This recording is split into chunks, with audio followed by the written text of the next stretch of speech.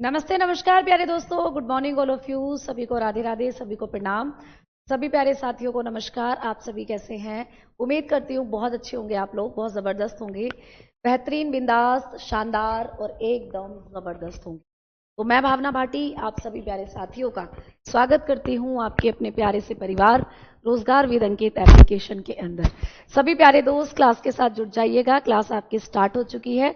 तो सभी प्यारे दोस्तों को नमस्कार, गुड मॉर्निंग, राधे राधे और सभी को जय हिंद जय भारत। फटाफट से आप लोग जुड़िएगा क्लास के साथ जुड़कर मुझे बताइए कि आप लोग सभी मुझे सुन पा रहे हैं, आप लोगों तक आवाज पहुंच रही है या नहीं। अगर आप सुन पा रहे हैं फटाफट से आप कमेंट सेक्शन में आए और एक बार थम्स अप कर दीजिए अगर आवाज आप लोगों तक आ रही है। तब तक जो कमेंट्स हैं वो थोड़ा सा कर देती हूँ अब, ठीक है। तो ये कमेंट्स में थोड़ा सा बड़ा कर लेती हूँ जिससे सभी के जो कमेंट्स हैं मेरे पास तक पहुंच सकें और मैं आपके कमेंट्स को पढ़ सकूं, ठीक है। आवाज में झरझर हो रही है भाई, ये क्या दिक्कत आ रही है आवाज में झरझर की? बताना सभी, अभी आवाज में झरझर हो रही है क्या? एक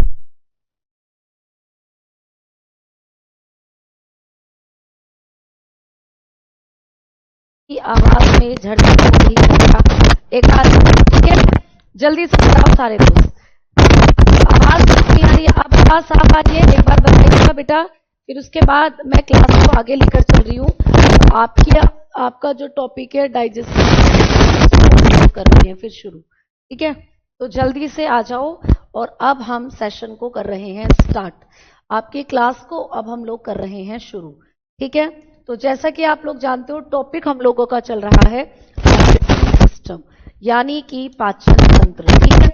आओ भाई, पाचन तंत्र हम लोग हेडिंग डालते हैं। पाचन तंत्र हम लोग बात कर रहे हैं किसकी? पाचन तंत्र की, यानी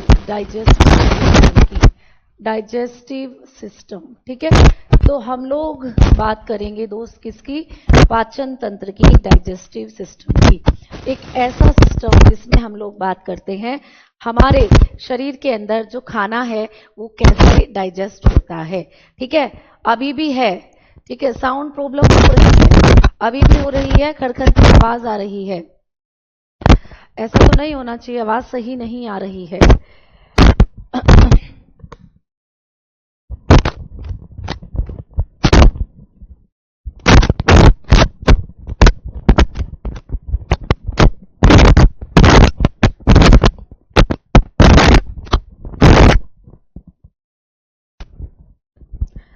बताओ बच्चों, अब सही है आवाज? जल्दी से बताओ, क्या अब आवाज सही है? जल्दी से बताइए। अब सभी बच्चों तक आवाज पहुंच रही है? क्या आप लोग अब मुझे सही सुन पा रहे हो? जल्दी से आप लोग एक बार थम्स अप कर दीजिएगा, फटाफट से बताइए अब आप लोगों तक आवाज क्लियर पहुंच रही है या नहीं। जल्दी से सभी बच्चे बताइएगा कि आवाज अब आप लोगों तक पहुंच रही है या नहीं, फटाफट से बताओ।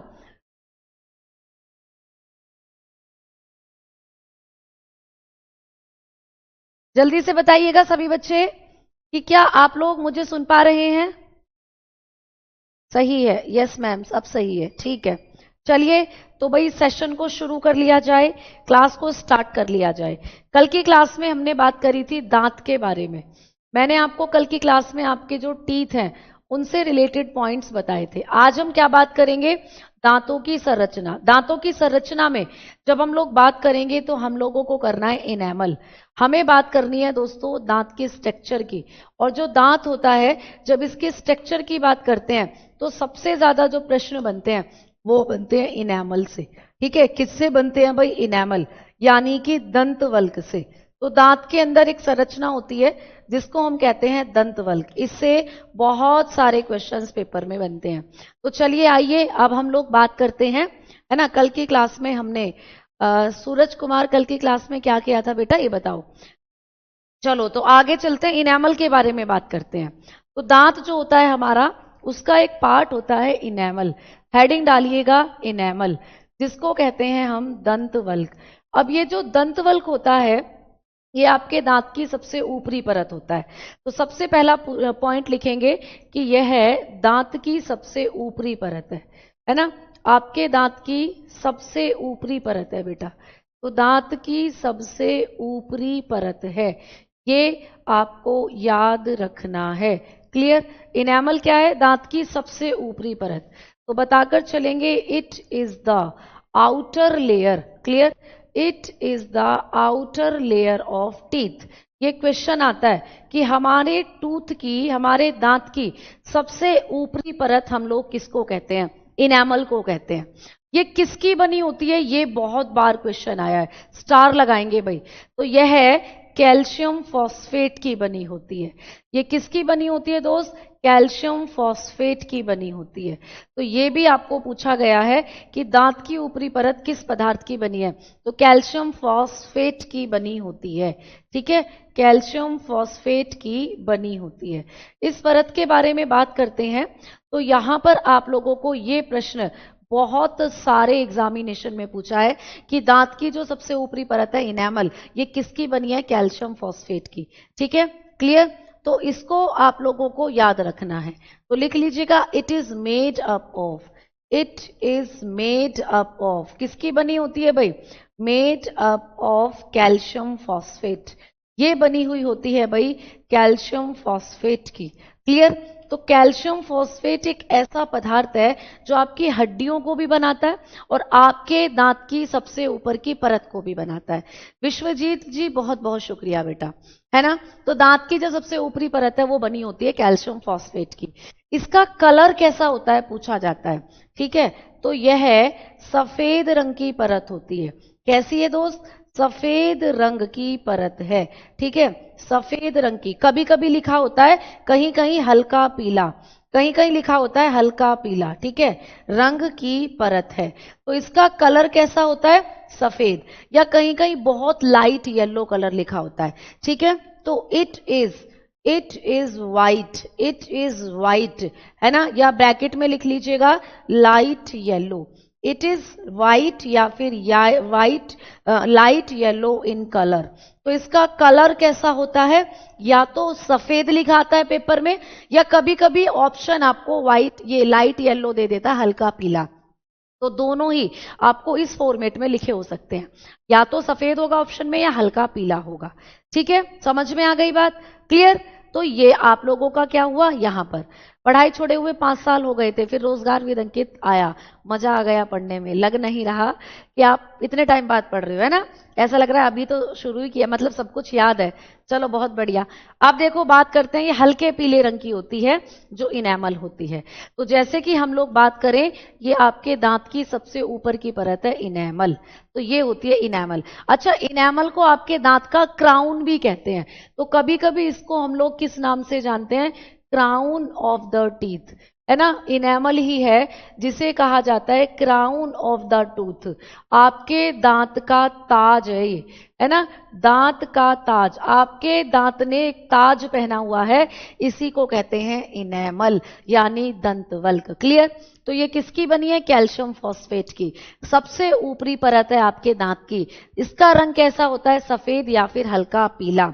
और अगला पॉइंट अब हम पढ़ेंगे इसके बारे में कि भाई ये मानव शरीर का या जंतु शरीर का, ठीक है, जो दंतवल्क होता है ना, या इनेमल जो होती है, दंतवल्क, मानव, या तो मानव शरीर का पूछ लेता है हमारे शरीर में, या जंतु के शरीर में। मानव शरीर या जंतु शरीर का सबसे कठोर पदार्थ है। ठीक है, जंतु शरीर का सबसे कठोर पदार्थ है ये। तो ये पूछा जाता है आपको कि मानव शरीर या जंतु शरीर का सबसे कठोर पदार्थ क्या है? तो आप बताते हो इनेमल है। ठीक है, तो जो इनेमल होता है ये मानव शरीर या जंतु शरीर का सबसे कठोर पदार्थ है। तो बात करते हैं भाई, it is the hardest material. क्या है भाई? हार्डेस्ट मटेरियल है। हार्डेस्ट मटेरियल आपके शरीर में सबसे ज्यादा हार्ड है ये, hardest material of animal body. ठीक है, या तो एनिमल, या आप, या एनिमल नहीं, पहले ह्यूमन लिख लीजिएगा, ऑफ ह्यूमन या फिर एनिमल बॉडी। तो मानव शरीर या जंतु शरीर का सबसे कठोर पदार्थ कौन सा होता है? तो आप बताते हो इनेमल होता है। ठीक है, ये क्वेश्चन पेपर में बना हुआ है, ये पेपर के अंदर आया हुआ प्रश्न है, स्टार लगा लीजिएगा, ये पूछा गया है बेटा। ठीक है, क्लियर? आप चलें आगे की तरफ। अब ये जो इनेमल है इसके नीचे कौन सी परत पाई जाती है? तो इनेमल के नीचे पाई जाती है डेंटाइन। जैसे आपको मैंने बताया कि ये तो आपके दांत की इनेमल लेयर हो गई, इनेमल से सारे पॉइंट आपने पढ़ लिए, है ना। इनेमल के नीचे होती है डार्क पीले कलर की एक परत जिसको कहते हैं हम लोग डेंटाइन। तो इनेमल के नीचे कौन सी परत पाई जाती है? डेंटाइन परत पाई जाती है, डेंटाइन। तो ये क्वेश्चन आ सकता है कि हमारे दांत की जो सबसे ऊपरी परत है इनेमल, इसके नीचे कौन सी परत पाई जाती है? तो दंत वल्क के नीचे पाया जाता है डेंटाइन लेयर। ठीक है, कौन सी लेयर पाई जाती है भाई? डेंटाइन। और डेंटाइन के नीचे एक और लेयर होती है जिसको कहते हैं पल्प, जिसको कहा जाता है हम लोग कहते हैं पल्प। ठीक है, पल्प। अब ये जो पल्प, जब आपकी इनेमल जो होती है ये क्या हो जाती है? टूट जाती है। ये इनेमल जो होती है ये कई बार आपके दांत से टूट जाती है बेटा। कब टूटती है? तो ये इनेमल आपके दांत से टूट जाती है जब आप ज्यादा एसिडिक मीडियम वाली चीजें खाते हो। ये ब्रेक हो जाती है इनेमल। मैम ये ब्रेक कब होती है, ये ब्रेक डाउन कब होगी? तो जब हमारे दांत का जो पीएच मान होता है, ठीक है, ये क्वेश्चन आ सकता है कि हमारे दांत की जो इनेमल है ये कब टूटती है? तो आप लोग बताओगे कि जब मुख का पीएच मान, या हमारे दांत का जब मुख का पीएच मान कितना हो जाता है? 5.5 से कम हो जाता है। ठीक है, जब हमारे मुख का पीएच मान 5.5 से कम हो जाता है तो हमारी दांत के अंदर ये जो इनेमल है ये टूटना शुरू हो जाती है। ये दांत के ऊपर से टूटना शुरू हो जाएगी, ये लेयर क्या होगी? टूटना शुरू हो जाएगी बस। ठीक है, अब ये लेयर टूट गई तो कौन सी लेयर आपकी दांत की निकल आती है? डेंटाइन। और डेंटाइन पीले रंग की होती है, इसीलिए दांत आपके पीले पीले नजर आते हैं। फिर जब इनेमल आपकी दांत की टूट जाती है, कब टूटेगी? जब मुख का पीएच मान 5.5 से कम हो जाएगा। ठीक है, तो यहां पर आप लोग बताते हो when pH value of mouth, when pH value of mouth, ठीक है, ऑफ माउथ, जब आपके मुख का जो पीएच मान है ना, इज ब्लो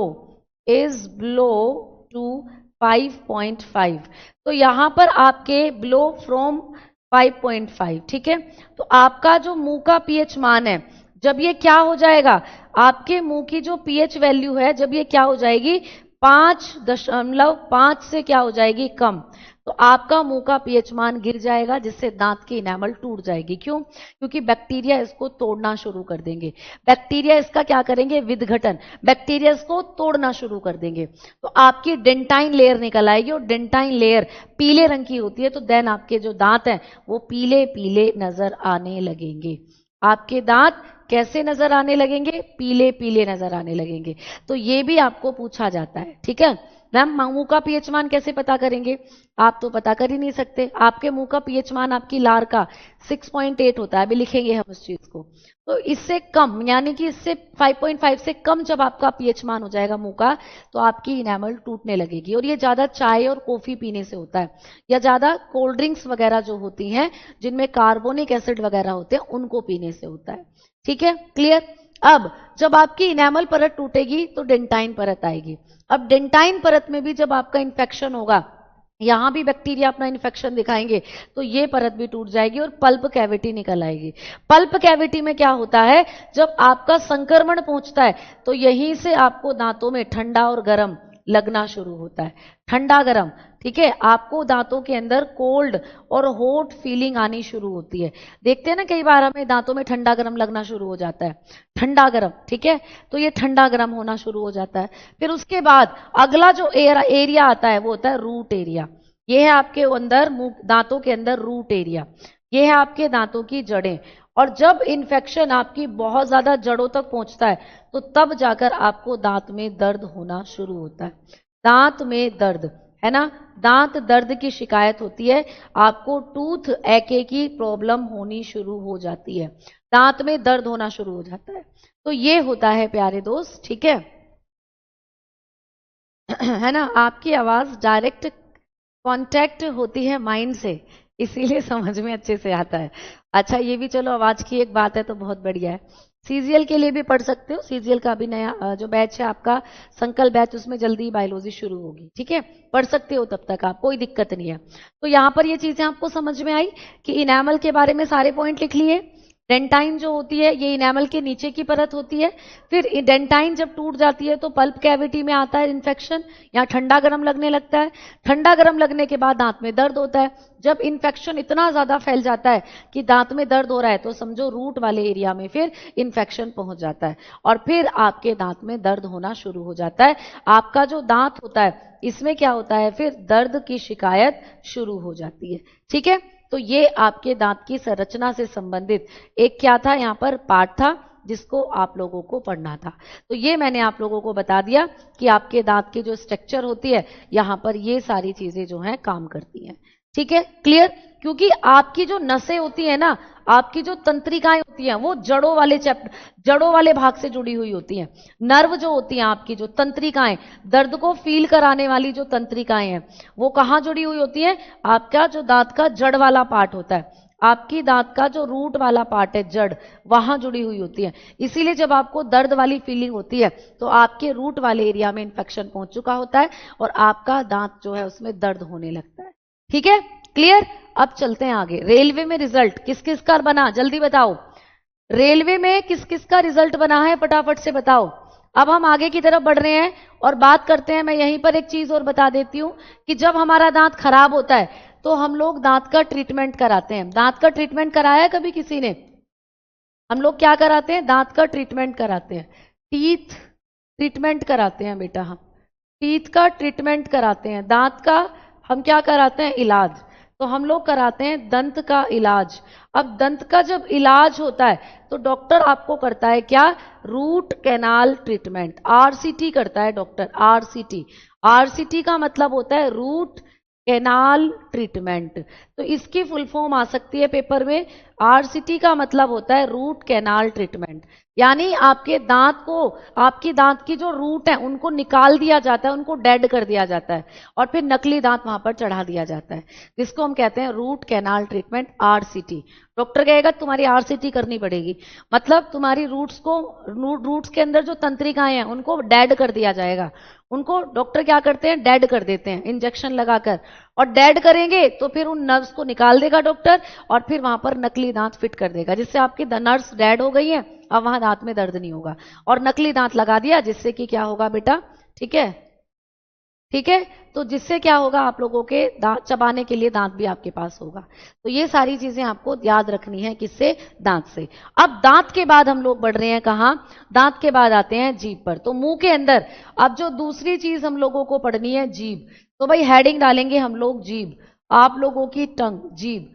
जब हम लोग टंग की बात करते हैं, जीभ की, तो जीभ का क्या काम होता है बताइए? जीभ का क्या काम होता है? तो जो जीभ होती है इसका काम होता है आपके बॉडी के अंदर, या आपका जो मुख होता है, एक तो जीभ क्या काम करती है? आपको बोलने में मदद करती है, बोलने में सहायक। भाई आप लोग जानते हो इसका काम क्या है? बोलने में सहायक होती है। ठीक है, हेल्प इन स्पीकिंग। आप जब शब्दों को बोल पाते हो, स्पीक कर पाते हो, तो ये आपका कहाँ होता है? किसकी वजह से होता है? आप लोगों की जीभ की वजह से होता है। दूसरा हम लोग बात करेंगे यहाँ पर कि जीभ और क्या काम करती है? भोजन में लार मिलाने का में हेल्प करती है। भोजन में लार मिलाना, जब आप खाना खाते हो तो खाना आपके मुंह के अंदर क्या होता है बेटा? ऊपर नीचे होता है। तो भोजन के अंदर आपके मुख में जो लार है, उस लार को आपके खाने में मिलाने का काम करती है जीभ। यानी जीभ खाने को ऊपर नीचे करती है जिससे लार उसमें मिक्स होती है। तो भोजन में लार मिलाना भी किसका काम है? आपकी जीभ का। तो ये क्या करती है जीभ? मिक्स्ड सलाइवा, आपकी जो लार है उसको मिक्स्ड करती है, mixed saliva into the food. तो आपके फूड के अंदर आपके लार में सलाइवा को मिक्स करती है। अगला क्या काम है बेटा जीभ का? जीभ का सबसे अच्छा काम होता है स्वाद, स्वाद बताना। ठीक है, आपने जो चीज खाई है उसका स्वाद कैसा है, इस चीज को भी बताती है। तो ये क्या करती है जीभ? ये बताती है टेस्ट। ठीक है, तो यहां पर क्या होता है? डिडेक्ट, या ये क्या करती है? Tell the taste, tell the taste. ये जीभ क्या करती है? आपको टेस्ट बताती है, स्वाद बताती है। अच्छा, जीभ पर ऐसा क्या है जो ये स्वाद के बारे में हमें बताती है? स्वाद कौन सा? खट्टा, मीठा, कड़वा, ये स्वाद बताती है। तो कैसे बताती है स्वाद? आपकी जो जीभ होती है इस पर जो स्वाद होता है इसको कहते हैं हम लोग क्या? स्वाद को कहते हैं रस संवेदी। आपकी जो जीभ होती है, इस पर पाए जाते हैं रस संवेदी, रस संवेदी पाए जाते हैं आपकी जीभ पर। स्वाद बताने के लिए जीभ पर क्या पाए जाते हैं? रस संवेदी पाए जाते हैं, यानी कि टेस्ट रिसेप्टर पाए जाते हैं। टेस्ट रिसेप्टर आपकी जीभ पर क्या होते हैं? Have taste receptors. हमारी जीभ पर पाए जाते हैं रस संवेदी यानी टेस्ट रिसेप्टर। इनको हम लोग एक और नाम से जानते हैं, इन्हें ही हम लोग कहते हैं टेस्ट बर्ड। इनको ही कहा जाता है टेस्ट बर्ड, स्वाद कलिकाएं। इन्हें कहा जाता है दोस्त स्वाद कलिकाएं। और ये जो स्वाद कलिकाएं होती है ना, ये आपको स्वाद का पता दिलाती हैं। ये क्या बताती है? स्वाद का पता। हाँ, आपकी सलाइवा का पीएच मान 6.8 होता है। अभी सलाइवा करेंगे ना जब लिखवाऊंगी। तो जीभ जो होती है इसका काम होता है आपको टेस्ट बताना। कैसे? देखो भाई, ये आप लोगों की जीभ है। जीभ एक पूरा मस्कुलर ऑर्गन है।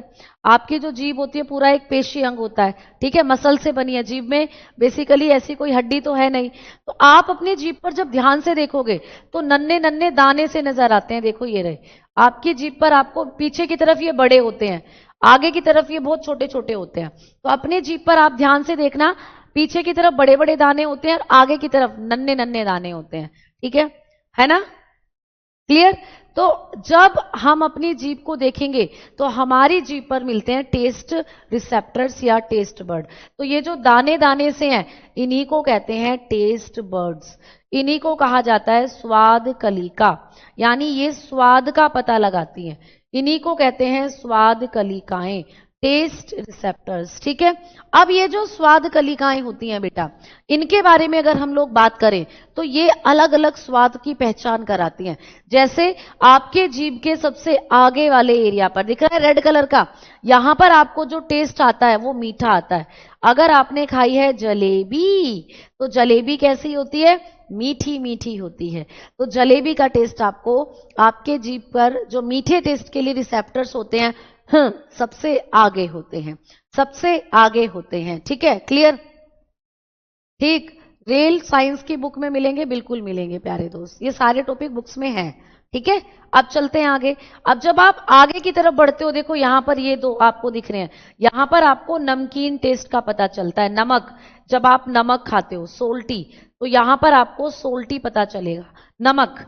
फिर और आगे की तरफ आप लोग बढ़ते हो तो देखो यहां पर आप लोगों को खट्टा टेस्ट मिलता है, खट्टा। जैसे नींबू खा लो, है ना, टमाटर, टमाटर तो बेसिकली खट्टा नहीं होता, नींबू खा सकते हो आप लोग, है ना। तो नींबू जो होता है, नींबू का टेस्ट खट्टा होता है। इमली आप लोग खा लीजिए, आंवला आप लोग खा लीजिए, तो ये कैसे लगते हैं टेस्ट में? खट्टे। तो ये यहां से आपको फील होगा। अब सबसे पीछे वाले एरिया पर, सबसे पीछे वाले एरिया पर कौन सी स्वाद कलिकाएं होती हैं? तो सबसे पीछे वाले एरिया पर पाई जाती हैं कड़वा स्वाद वाली कलिकाएं, कड़वा, बिटर। तो जब आप कोई कड़वी चीज खाते हो तो उसका टेस्ट आपकी जीभ पर सबसे पीछे आता है, कड़वा कड़वा, कड़वा कड़वा आता है प्यारे दोस्त। ठीक है, क्लियर है ना? तो ये होता है प्यारे दोस्त। ठीक, तो यहां पर आपने देखा कि कड़वा टेस्ट जो होता है वो आप लोगों का कहां होता है? सबसे पीछे। और कुछ लोग हकलाकर बोलते हैं तो वो जीभ की शेप के ऊपर डिपेंड होता है। ठीक है, जीभ दो तरीके की होती है, एक तो वी के आकार की, एक यू के आकार की। यानी जिनकी मोटी जीभ होती है वो हल्का सा हकला जाते हैं। ठीक है, हवा थोड़ा लेट उनकी बॉडी के अंदर जीभ जो है अंदर पहुंचाते हैं, जिससे बोलने में वो जो है शब्दों को अच्छे से बोल नहीं पाते, हकला जाते हैं।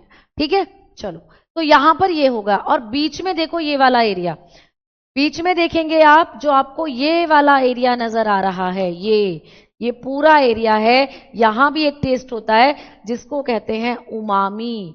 उमामी, है ना, जिसको कहा जाता है उमामी, यानी कि ऐसा टेस्ट जो आपको पता ही नहीं लगे कि ये है क्या, बकबका सा टेस्ट, बकबका सा टेस्ट होता है उमामी। बकबका मतलब जैसे टमाटर को आप खाते हो, टमाटर यही नहीं पता लगता खट्टा है, मीठा है, क्या है। तो आपको ये पूछा गया है पेपर में कि जो टमाटर होता है इसका कैसा स्वाद होता है? उमामी। और ये जीभ के किस हिस्से पर आप करते हो, तो सबसे बीच वाला हिस्सा जो है यहां पर आपकी जीभ पर होता है उमामी टेस्ट। आपकी जीभ का सबसे बीच वाला हिस्सा क्या बताता है, एक उमामी टेस्ट को बताता है। उमामी होता है बकबका, ना खट्टा ना मीठा ना कड़वा, कैसा भी टेस्ट नहीं होता है, ठीक है, जो आपका टमाटर में आता है, जो आपका मशरूम में आता है, तो उमामी टेस्ट होते हैं। ये आपने टमाटर खा के देखना आज, जब आपको लगेगा ना, कोई पूछेगा कैसा है, मीठा है क्या, कहोगे मीठा भी नहीं है। खट्टा है क्या, खट्टा भी नहीं है। तो मतलब वैसा टेस्ट होता है उमामी, ठीक है, क्लियर। तो ये टेस्ट वर्ड है आपकी जीभ पर, 1 2 3 4 5, 5 टेस्ट आपकी जीभ बताती है ना। 5 टेस्ट आपकी जीभ पर होते हैं। ये पूछा जाएगा कि हमारी जीभ पर कितने स्वाद को पहचानने की कलिकाएं हैं, तो 5, खट्टा मीठा कड़वा नमकीन उमामी, क्लियर। उमामी होता है बकबका सा टेस्ट। अब आप कहोगे मैम मिर्ची वाला तो है ही नहीं कहीं भी, तो मिर्ची वाला कोई टेस्ट नहीं होता। मिर्ची आपके हाथ पर भी फील होती है। आप जब अपने हाथ पर मिर्ची ले लोगे तो हाथों में जलन होने लगेगी। आपकी आंख में मिर्ची गिर गई, आंखों में जलन होने लगेगी, ठीक है। आपने यहां पर हाथ लगा दिए मिर्ची के, चेहरे पर जलन होने लगेगी। तो मिर्ची बेसिकली एक इरिटेशन है, ठीक है, एक इरिटेशन है मिर्ची वाला, इसीलिए जीभ पर नहीं है। बट फिर भी कभी भी पूछे कि जो आपको स्पाइसी, यानी कि जब हम खाते हैं मसालेदार खाना, मसाला जो होता है लहसुन प्याज, ये मसाला जो होता है ये सब आपका यहाँ बीटर वाले सबसे पिछले एरिया पर ही आपको फील होगा। और यहीं पर आपको जो मिर्च वाला है ना, चटपटा बड़ा स्पाइसी या चिली वाला जो टेस्ट है वो यहाँ आपको आएगा, ठीक है, क्लियर। तो इस तरीके से ये टेस्ट वर्ड या जीभ से आपको क्वेश्चन बनता है। अब चलते हैं आगे की तरफ और अब बात करते हैं आपकी सलाइवा की। तो अब मुख वाले पोर्शन में बात करेंगे सलाइवा। अब हम हेडिंग डालते हैं लार, ठीक है, सलाइवा। तो प्यारे दोस्तों जो सलाइवा होती है इसके बारे में अब हम क्या करने वाले हैं बात।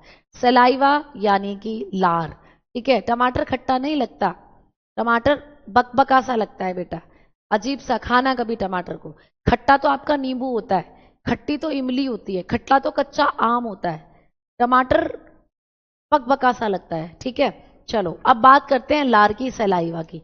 सबसे पहले जो लार होती है ये आपकी बॉडी के अंदर कितना निकलती है, इसकी मात्रा कितनी होती है लार की। तो लार का जब हम लोग अमाउंट देखते हैं तो हमारे मुख में डेली 1 से 1.5 लीटर लार बनती है। आपका जो मुख है इसमें डेली कितनी लार बनती है, 1 से 1.5 लीटर लार आपका मुख डेली निकालता है बेटा, ठीक है। लार का पीएच मान कितना होता है, लार की पीएच वैल्यू, यानी कि लार जो होती है ये अम्लीय है या क्षारीय है। तो लार के जब हम पीएच मान की बात करते हैं तो लार हल्की अम्लीय होती है। कैसी होती है दोस्त, हल्की अम्लीय। लार का पीएच मान होता है दोस्तों 6.5 से 6.8 के बीच में, ठीक है। 6.8 बहुत बार आया है पेपर में। तो लार होती है हल्की अम्लीय। कैसी होती है दोस्त, बहुत ज्यादा अम्लीय नहीं है, हल्की अम्लीय, यानी कि स्लाइडली एसिडिक होती है जो लार होती है, स्लाइडली एसिडिक, हल्का अम्लीयपन होता है लार के अंदर, हल्की हल्की एसिडिक मीडियम वाली होती है जो लार होती है, ठीक है, क्लियर। अब चलते हैं आगे। तीसरा, हाँ मिर्च तो लिप्स पर भी लग जाती है, आप कोई मिर्च वाला खाइए लेकिन आपको लिप्स से मीठा फील नहीं होगा। मीठा जब भी फील होगा जब उसको जीभ से टेस्ट करोगे। लिप्स पर आपको नमकीन भी तभी फील होगा जब जीभ से टेस्ट करोगे। खट्टा भी तभी फील होगा जब जीभ से टेस्ट करोगे।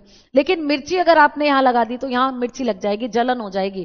तो मिर्ची वाला आपकी जीभ पर ही नहीं होता, आपकी स्किन भी फील करती है मिर्ची वाला जो टेस्ट है बेसिकली। अब चलते हैं लार की बात करते हैं। तो लार जो होती है मैडम ये किससे बनी हुई होती है, तो आप लोग बताओगे कि लार जल, इसमें जल होता है बेटा, जल तथा पाचक रसों से या पाचक एंजाइम से मिलकर बनती है, पाचक एंजाइम से बनी होती है। तो लार में क्या होता है, लार के अंदर होते हैं आपके पाचक एंजाइम और होता है जल, पानी। तो saliva is made up of water. आपकी सलाइवा में क्या होता है, पानी, क्लियर, एंड डाइजेस्टिव एंजाइम। और क्या होते हैं दोस्त, डाइजेस्टिव एंजाइम होते हैं, खाने को पचाने वाले एंजाइम। क्योंकि मैंने कहा था कि खाना तो मुंह से ही पच जाता है, खाना तो मुंह से ही पच जाता है। डायरेक्शन बताओ, डायरेक्शन किसकी बताएं, ये बताओ। यहाँ डायरेक्शन कहाँ से आ गई बेटा, कौन सी डायरेक्शन की बात चल रही है ये बताओ। ठीक, तो अब आपकी लार में होता है पानी और पाचक एंजाइम। अगर कभी आपको पूछ ले कि हमारी जो लार होती है इसमें पानी कितना % होता है, जल, आपकी लार में ज्यादातर पानी होता है, ठीक है। तो आपकी जो लार होती है बेसिकली इसमें 95% आप बताकर चलते हो पानी होता है। हमारी लार में 95% क्या होता है, पानी ही होता है, ठीक है। बाकी का इसमें एंजाइम्स वगैरह घुले हुए होते हैं। चलिए अब हम लोग बात करते हैं कि हमारी जो लार है ये कहां से निकलती है। भाई 1 से 1.5 लीटर लार डेली आपके मुख में बन रही है, 1 से 1.5 लीटर आप भर सकते हो लार से। तो लार जब डेली बन रही है तो मैम ये बन कहां से रही है, तो लार को बनाने का काम करती हैं लार ग्रंथियां। तो चौथा पॉइंट हम लोग लिखेंगे कि लार लार ग्रंथियों द्वारा बनती है। लार मुख में, ठीक है, मुख में लार ग्रंथियों द्वारा बनती है। जो लार ग्रंथियां हैं वो बनाती हैं, लार ग्रंथियों द्वारा बनाई जाती है। तो आपकी जो लार होती है वो किससे बनाई जाती है, लार ग्रंथियों द्वारा बनाई जाती है। क्लियर। तो सलाइवा इज, आप बताएंगे saliva is formed, saliva is formed, ठीक है, बाय सैलेवरी ग्लैंड। किसके द्वारा बनेगी भाई, बाय सैलेवरी ग्लैंड्स, ठीक है, इन माउथ।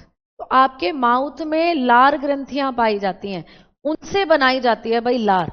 और अब ये लार ग्रंथियां कितनी होती हैं बताइए, ठीक है। ये लार ग्रंथियां स्वाद कलिका कितनी होती हैं, अच्छा ये पूछ रहा है एक बच्चा। जब हम लोग बेटा स्वाद कलिकाओं की बात करते हैं, आपकी लार पर ये जो आपकी जीभ पर ये जो स्वाद कलिकाएं हैं इनकी संख्या होती है 2 से 8,000, है ना। तो 2 से 8,000 होती हैं, 2 to 10,000 होती हैं जो आप लोगों की होती हैं लार कलिकाएं। तो आपकी जीभ पर जो स्वाद कलिकाएं हैं, टेस्ट बर्ड, ये 2 से 8,000 होती हैं। मैम एक बार डैमेज हो जाए दोबारा बन जाएंगी, बिल्कुल बन जाएंगी। कब बनेंगी, जैसे आप गरम गरम चाय पी लेते हो तो जीभ जल जाती है, गरम गरम चाय पीने से जीभ जल जाती है, फिर किसी भी चीज का टेस्ट नहीं आता, तो ये वापस से क्या हो जाती हैं, पुनः पुनः जीवित हो जाती हैं। तो ये पुनर्जीवित कब होती हैं, ये पुनर्जीवित कब होती हैं, है ना, रीजनरेट कब हो जाती हैं, रीजनरेट। तो ये रीजनरेट हो जाती हैं लगभग 5 से 6 दिन में, 5 से 6 दिन, या आप बता सकते हो 1 हफ्ता। 1 हफ्ते में दोबारा से बन जाती है नई, और दोबारा से आपकी जीभ ठीक हो जाती है और आपको टेस्ट आना शुरू हो जाता है। तो कितने दिन में वापस से बन जाएंगी अगर डैमेज होंगी, तो ये बन जाती है लगभग 5 से 6 दिन में। इस पॉइंट को भी ऐड ऑन कर लीजिएगा, कहीं एक बच्चे का डाउट था ये कि मैम ये कितनी होती है, और एक बच्चा पूछ रहा था ये दोबारा बन जाती है, तो हाँ बन जाती है, पुनर्जीवित हो जाती है 5 से 6 दिन में। तो 5 से 6 दिन में दोबारा नई टेस्ट बढ़ आ जाएंगी। संख्या होती है 2 से 8,000, नोट डाउन करके लिख लीजिएगा। फिलहाल आ जाओ, हम बात कर रहे हैं लार ग्रंथियों की। लार ग्रंथियां जो होती हैं सैलेवरी ग्लैंड आपकी कहां से, ये सैलाइवा कहां से बनती है, सैलेवरी ग्लैंड से। तो जब हम लोग बात करते हैं कि हमारी जो हमारे मुख में सैलेवरी ग्लैंड होती हैं, सैलेवरी जो ग्लैंड्स होती है हमारे मुख के अंदर, मैम ये कितनी होती हैं, तो सैलेवरी ग्लैंड्स की जब हम लोग बात करते हैं तो ये होती हैं 3 तरीके की, ठीक है। लार ग्रंथियां कितनी होती हैं हमारे मुख में पूछा जाएगा, तो लार ग्रंथियां होती हैं बेटा हमारे पास 3 तरीके की। तो कौन कौन सी लार ग्रंथियां होती हैं, तो एक होती है पैरोटिड, एक होती है पैरोटिड, कौन सी होती है दोस्त, पैरोटिड, जिसको कहा जाता है अधोकर्ण। क्या कहते हैं, अधोकर्ण, आपके कान के पीछे से निकलती हैं अधोकर्ण, ठीक। एक कौन सी होती है, एक होती है सब लिंगुअल, सब लिंगुअल, ठीक है। एक होती है भाई सब लिंगुअल, यानी जिह्वा ग्रंथि कहते हैं जिसको, जिह्वा ग्रंथि आपके जीभ के नीचे से निकलती हैं, जिह्वा ग्रंथि, जीभ उठाकर देखो, जीभ के नीचे से निकलेंगी। और एक होती हैं बेटा सब मैंडीब्यूलर, सब मैंडीब्यूलर।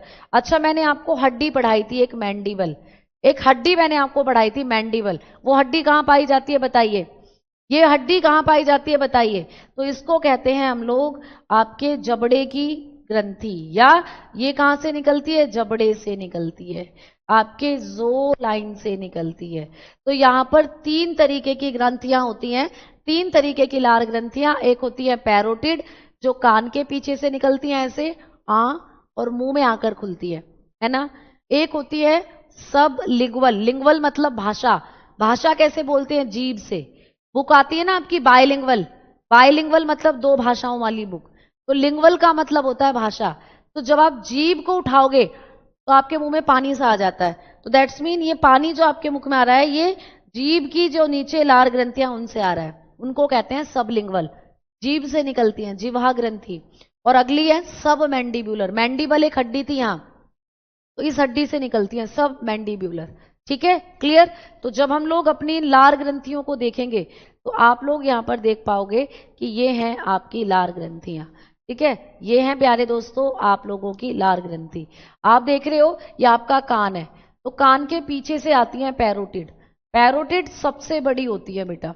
पैरोटिड आपकी बिगेस्ट सैलिवरी ग्लैंड है, बिगेस्ट सैलिवरी ग्लैंड, इस पॉइंट को लिख लीजिएगा, बिगेस्ट सैलिवरी ग्लैंड। ठीक है, पैरोटिड सबसे बड़ी लार ग्रंथि है, इस पॉइंट को लिखेंगे बेटा, सबसे बड़ी लार ग्रंथि।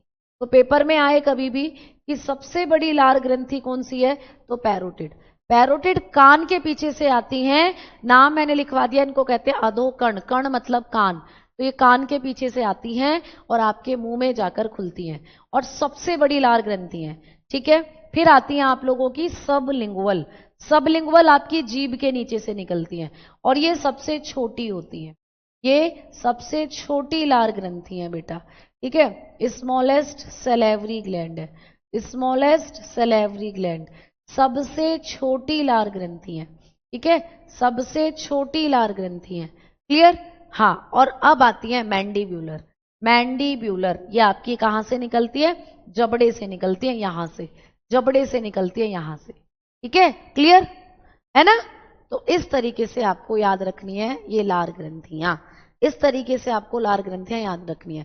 चैंकी बेटा मैं वर्कशीट देती हूं आपको, वर्कशीट जो दूंगी उसमें पीवाईक्यू क्वेश्चन ही होंगे। ठीक है, मैं वर्कशीट आपको दूंगी उसमें पीवाईक्यू क्वेश्चन ही आपके होंगे। ठीक, क्लियर, चलो है ना। अब चलते हैं, तो लार ग्रंथियों के बारे में आपने ये पढ़ा।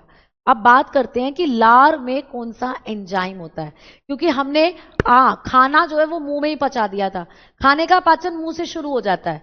अब मुंह में ऐसा क्या है जिससे पाचन शुरू हुआ? मुंह में लार है, लार में ऐसा कौन सा एंजाइम है जो पाचन कर रहा है? तो अब उसके बारे में बात करते हैं। अब बात करते हैं लारीय एंजाइम की। ठीक है, अब हम लोग बात करेंगे किसकी? लारीय एंजाइम की। तो लारीय एंजाइम, अब हम लोग बात करेंगे लारीय एंजाइम की प्यारे दोस्त। ठीक है, जिसको कहते हैं सैलिवरी एंजाइम।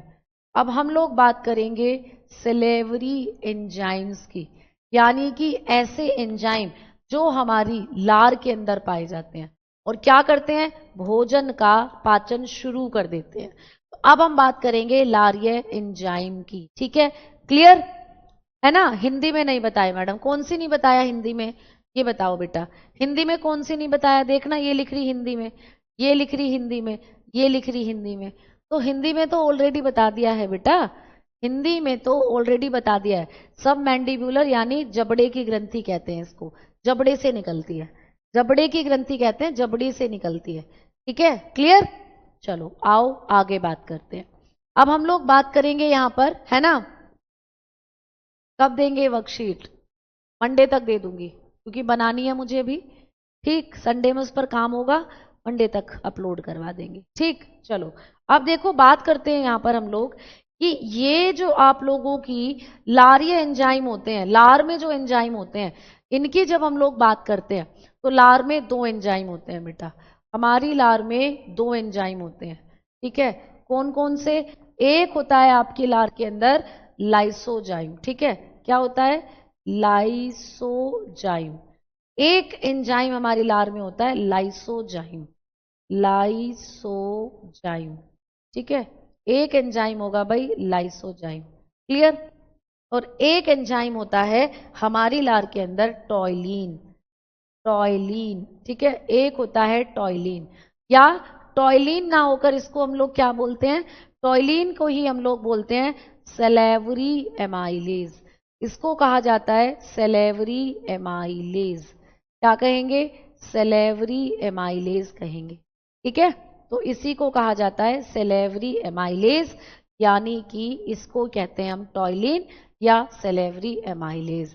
ठीक है, तो इसको कहेंगे टॉयलिन, टॉयलिन या सेलेवरी एमाइलेज। क्लियर। अब चलें आगे। अब हम लोग बात करते हैं कि लाइसोजाइम क्या काम करता है। तो लाइसोजाइम जो आपकी लार में है ना, खाने को नहीं पचाता, ये खाने में जो जीवाणु आ जाते हैं उनको मारता है। तो लिख लीजिएगा, पूछा जाता है। तो ये भोजन में उपस्थित, जो आपने खाना खाया उसमें जो बैक्टीरिया थे, भोजन में उपस्थित जीवाणु को मारता है बेटा। ये क्या करता है, भोजन में उपस्थित जीवाणु को मारता है। इसका काम होता है जो आपके खाने में बैक्टीरिया चले जाते हैं उनको मारता है। तो सीधा प्रश्न आपको एग्जाम में बनेगा कि हमारी लार में मौजूद कौन सा एंजाइम है जो भोजन के जीवाणु को मारता है ना, which enzyme in our saliva that kill food bacteria. तो ये होता है बेटा। तो ये क्या करता है, इट किल, किलर है ये, इट किल फूड बैक्टीरिया या it killed bacteria found in food. Clear, found in food. तो हमारे खाने में जो बैक्टीरिया होते हैं उनको मारने का काम करता है ये। तो खाना नहीं पचा रहा, खाने में उपस्थित बैक्टीरिया को मारने में क्या कर रहा है, मदद। अब देखो आगे बात करते हैं हम कि मैम ये जो लाइसोजाइम होता है ये और कहाँ मिलता है। तो बेटा ये आपके आंसू में भी मिलता है, आंसू में। क्लियर, आपकी आंखों में जो आंसू है वहां, आपके मूत्र में भी मिलता है, आपके पसीने में भी मिलता है। तो ये आपके शरीर में यहां भी पाया जाता है। तो इतनी जगह भी आपके शरीर में पाया जाता है। क्लियर, तो आपके आंसू मूत्र पसीने में पाया जाता है। तो आपकी आंखों में जो टीयर होते हैं, आपका जो यूरिन होता है, ठीक है, एंड स्वेट, तो इनके अंदर भी ये आपको मिलता है। वहां भी क्या करेगा, जीवाणु को मारेगा। तो कभी कभी रोना भी अच्छा होता है, कभी कभी रोना भी अच्छा होता है। अधोकर्ण आपके कान के पीछे से निकलती हैं और सबसे बड़ी लार ग्रंथि हैं, ये बताया है। अधोकर्ण आपके कान के पीछे से निकलती हैं, सबसे बड़ी लार ग्रंथि है। ठीक है तरुण, क्लियर। चलो आगे बात करते हैं अब हम लोग कि यहां पर आप लोगों का जो ये होता है बेटा आपका लाइसोजाइम, ये आपकी आंखों में, आंसुओं में। आंसू कभी कभी आंखों को साफ भी करते हैं, इसीलिए रो भी लिया करो, थोड़ा सा आंखों को क्लीन कर लिया करो। ठीक है, और मूत्र में होता है और पसीने। अब चलते हैं टॉयलिन, ये क्या काम करता है। तो ये कार्बोहाइड्रेट का, ठीक है, तो ये स्टार्च, ये मंड जो होता है, मंड, ये मंड को शर्करा में बदलता है। ठीक है, मंड को किसमें, ग्लूकोज में बदलने का काम करता है, ग्लूकोज में बदलता है। इसका काम होता है कि ये जो मंड होता है उसको ग्लूकोज में बदलता है। तो इसका आप लोग काम लिखिएगा, ये पूछा जाता है कि ये टॉयलिन क्या काम करता है। इट कन्वर्ट स्टार्च, स्टार्च होता है एक पॉलीसेकेराइड यानी जटिल कार्बोहाइड्रेट, टू ग्लूकोज, और ग्लूकोज एक सरल कार्बोहाइड्रेट है। तो जटिल कार्बोहाइड्रेट को सरल कार्बोहाइड्रेट में तोड़ देता है, यानी स्टार्च को ग्लूकोज में कन्वर्ट कर देता है। ठीक है, क्लियर है ना। तो ये आपको याद रखना है किसके बारे में, टॉयलिन। तो यानी कि टॉयलिन सबसे पहले कार्बोहाइड्रेट को पचाता है आपके मुख में। तो मुख में सबसे पहले कार्बोहाइड्रेट का पाचन होता है। तो आपके मुख के अंदर जो प्यारे दोस्त स्टार्च है, स्टार्च क्या होता है, मंड कहते हैं जिसको। मंड क्या है, एक जटिल कार्बोहाइड्रेट है, ये एक जटिल कार्बोहाइड्रेट है, कॉम्प्लेक्स कार्बोहाइड्रेट है। इसको सिंपल कार्बोहाइड्रेट में बदलने का काम कौन करता है, तो इसको कॉम्प्लेक्स कार्बोहाइड्रेट को, कार्बोहाइड्रेट आपके खाने में होते हैं, तो सिंपल कार्बोहाइड्रेट को, है ना, मतलब जटिल कार्बोहाइड्रेट को सिंपल यानी कि ग्लूकोज में बदलने का काम कौन करता है, ग्लूकोज में बदलने का काम कौन करेगा, तो ये करेगा टॉयलिन। टॉयलिन को ही कहा जाता है लारिये एमाइलेज। तो टॉयलिन और एमाइलेज ये एक ही है, कभी सोचो कि ये अलग अलग है। ठीक है, तो ये ग्लूकोज क्या है, ग्लूकोज होती है सरल कार्बोहाइड्रेट, ग्लूकोज है सरल कार्बोहाइड्रेट।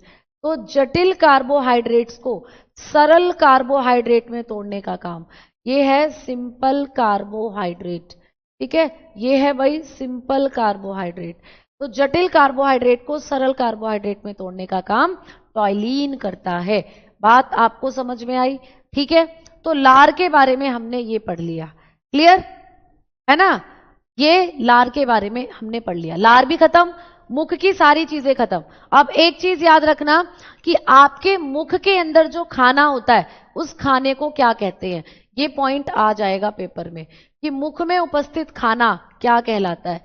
आपका जो मुख है इसमें जब खाना रखा रहता है उसको क्या कहते हैं, तो पॉइंट लिखिएगा नोट डालकर कि मुख में उपस्थित भोजन को, मुख में उपस्थित भोजन, ऐसा खाना जो आपके मुख में रखा हुआ है, उपस्थित भोजन को क्या कहा जाता है? भोजन को लुगदी कहते हैं। क्या कहते हैं? लुगदी। तो कई बार पेपर में आपके उस भोजन ना कहकर इसे लुगदी कह दिया जाता है। आपके मुंह में जो खाना है जिसको आपने चबाया है, जिसमें लार मिल गई है, उसे हम लुगदी कहते हैं। क्लियर? तो food, food placed in mouth, into mouth, food placed into mouth is called, क्या कहते हैं भाई इसको? बोलस। क्या कहेंगे दोस्त? बोलस। इसको कहते हैं हम लोग बोलस, यानी कि लुगदी। तो लुगदी क्या है? ऐसा खाना जो मुंह में रखा है। लुगदी क्या है? ऐसा खाना जो मुंह में रखा है। ठीक है, 99% नहीं होता बेटा वाटर, 95% होता है वाटर इसके अंदर। ठीक है, कई बार एरो लगाकर आ जाता है कि 95 से 96 या 95 से 97, ऐसे 99 नहीं होगा, 95% मैंने आपको बताया है जो एग्जैक्ट वैल्यू है। ठीक है, कई बार क्या होता है कि यहां पर एरो लगाकर आ जाता है, जैसे ऐसे 95 से 97% ऐसे लिखा आ जाता है। ठीक है, लेकिन एक सिंगल डिजिट में आए तो 95 ज्यादा बार आया है, 95 से 97% ऐसे भी आ सकता है। क्लियर?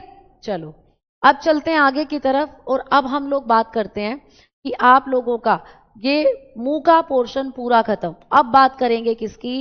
एपीग्लोटिस की। एक हेडिंग डालेंगे एपीग्लोटिस। ठीक है, एपीग्लोटिस। एपीग्लोटिस जिसको कहा जाता है घाटी, घाटी क्या कहते हैं दोस्त? घाटी। एपीग्लोटिस क्या है? एक ढक्कन नुमा संरचना। क्लियर? यह एक ढक्कन के जैसी संरचना है, ढक्कन के समान संरचना है। तो कैसी संरचना है? ढक्कन के समान संरचना है। क्लियर?